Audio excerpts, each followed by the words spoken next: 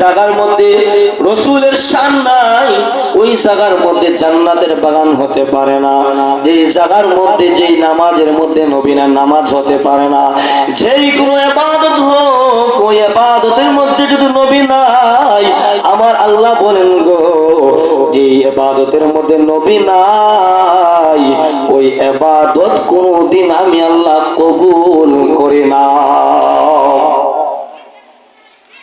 এজন্য বলে আল্লাহ রাব্বুল আলামিন আদম সফিউল্লাহ, আপনি আমার পিতা, আমার বাবা যিনি, আমার বাবার বাবা যিনি, আপনি আমার 14 পুরুষ মানব জাতির বাবা যিনি, আদম সফিউল্লাহ, উনি হইতে একমাত্র আমার নবী পর্যন্ত যত নবীগণ এসেছেন সকল নবীর উপাধি আল্লাহ দিয়েছেন।